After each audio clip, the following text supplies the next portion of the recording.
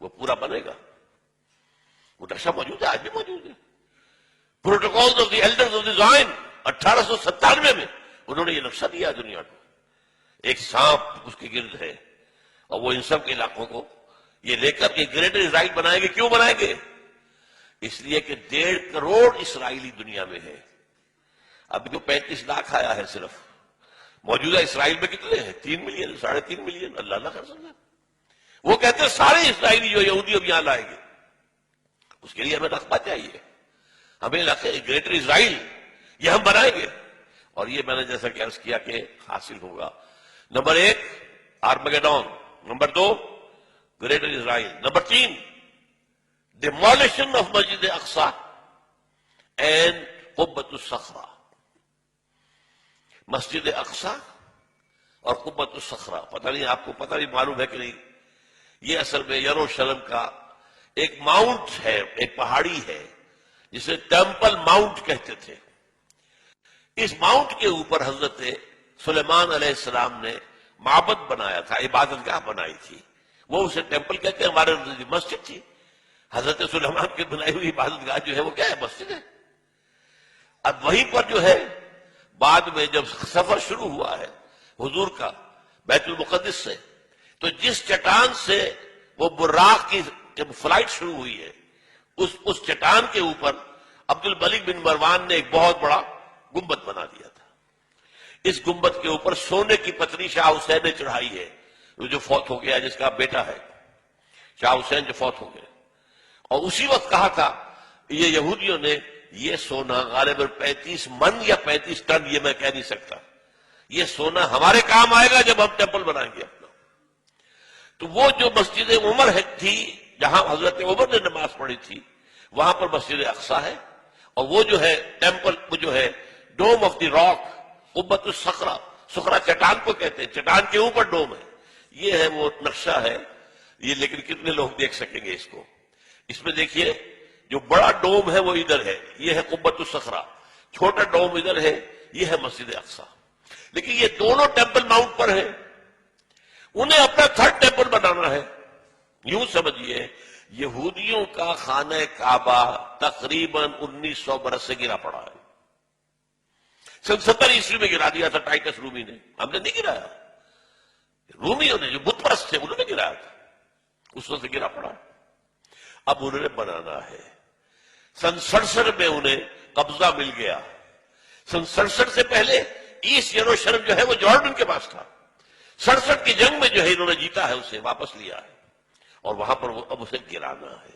یہ ہے 3rd Armageddon, number 1 greater Israel, number 2 اور ڈیمولیشن آف مسجد اقصی اینڈ قبۃ الصخرہ and construction of the 3rd temple. اور نمبر 4 وہاں لا کر رکھیں گے تھرون آف ڈیوڈ کو. یہ پتہ نہیں شاید پہلی مرتبہ یہ لفظ سن رہے ہو آپ. مجھے بھی آج سے 2 سال پہلے جب پہلی مرتبہ میں نے پڑھا میں حیران رہ گیا. یہ کیا ہے؟ حضرت داؤد کا تخت کہیں محفوظ ہے؟ ہاں، یہ ایک پتھر تھا جس پر حضرت داؤد کو بٹھا کر تاج پوشی کی گئی ہے. اسی پر بٹھا کر حضرت سلیمان کی تاج پوشی ہوئی. پھر جو حضرت سلیمان نے یہ معبد بنا دیا، وہ معبد میں رکھ دیا گیا. اس کے بعد کسی بھی اسرائیلی بادشاہ کی تاج پوشی وہیں پہ بیٹھ کر ہوئی. جب ٹائٹس رومی نے سن 70 عیسوی میں گرا دیا ان کے ٹیمپل کو، وہ پتھر لے گیا، وہ پتھر روم گیا، روم سے آئرلینڈ گیا، آئرلینڈ سے اسکاٹ لینڈ آیا، اسکاٹ لینڈ سے برطانیہ میں آ گیا، انگلینڈ میں آ گیا. اور انگلینڈ میں 14ویں صدی عیسوی میں اس پتھر کو ایک کرسی کی سیٹ کے طور پر لگا کر یہ تھرون بنا دیا گیا. اور یہ جو ان کی پارلیمنٹ ہے، ویسٹ منسٹر کی پارلیمنٹ جو ہے، اس کے ساتھ جو چرچ ہے ویسٹ منسٹر ایبے، اس میں رکھا ہوا ہے.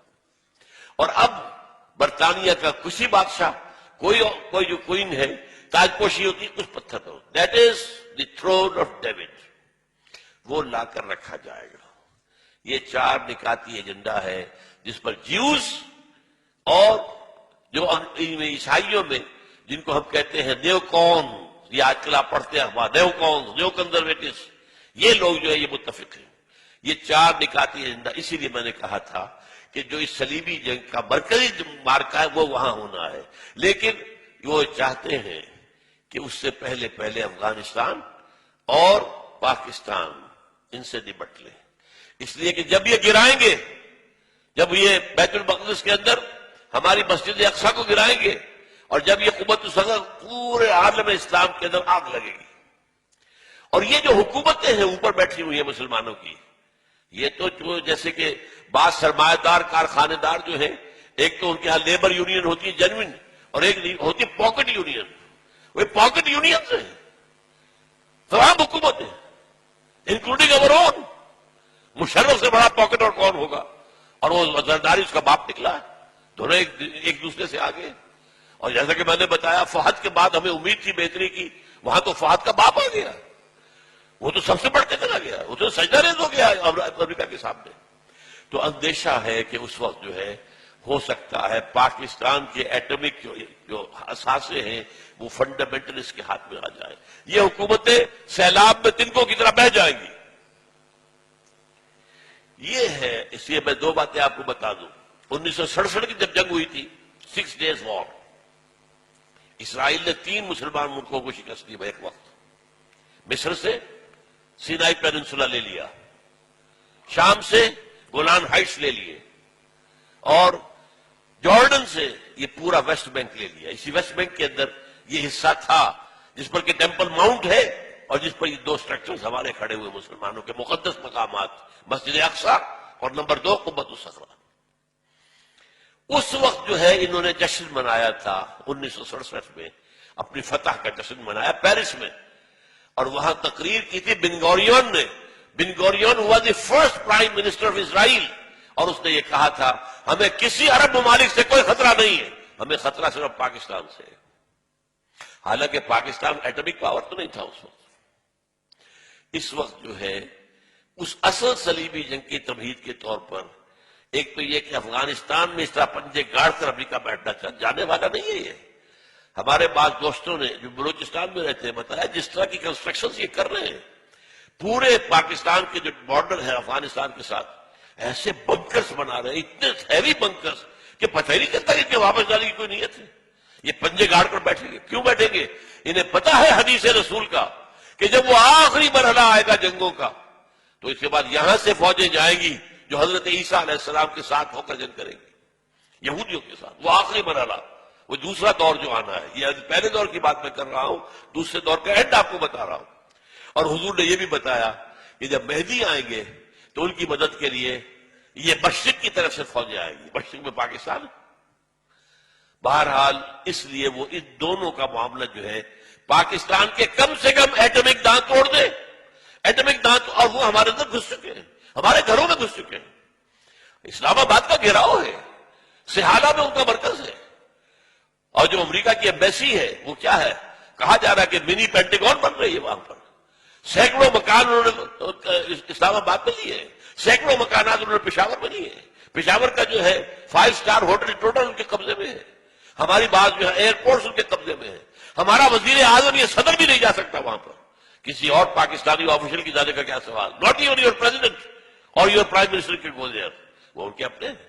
تو یہ تو در حقیقت سورہ بنی اسرائیل میں الفاظ آئے ہیں، فَإِذَا جَاءَ وَعْدُ أُولَاهُمَا بَعَثْنَا عَلَيْكُمْ عِبَادًا لَنَا أُولِي بَأْسٍ شَدِيدٍ فَجَاسُوا خِلَالَ الدِّيَارِ، وہ تو ہمارے اندر گھس چکے ہیں، ہمارے گھروں میں گھس چکے ہیں، جب چاہیں گے کر لیں گے، اس کے لیے انہیں کوئی بہانہ چاہیے بس۔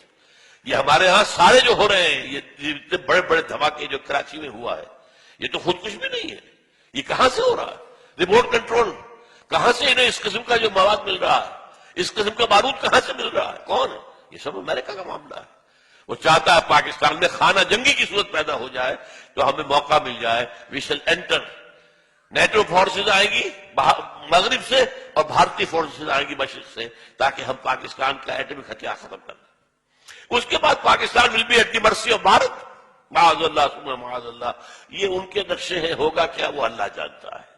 ہمارا کام کیا ہے، یہ ساری چیزیں بھی ہمیں معلوم ہونی چاہیے، اویئرنیس ہونی چاہیے۔ We are where do we stand, where we are heading, جا کہاں رہے ہیں، یہ انسانیت کا جو قافلہ کدھر جا رہا ہے، کیا حالات آنے والے ہیں۔ آخر حضور یوں ہی تو خبریں نہیں دی ہیں، کوئی آپ کی ہابی تو نہیں تھی معاذ اللہ، یہ نبوت کا فنکشن ہے جو آپ نے ادا کیا، خبریں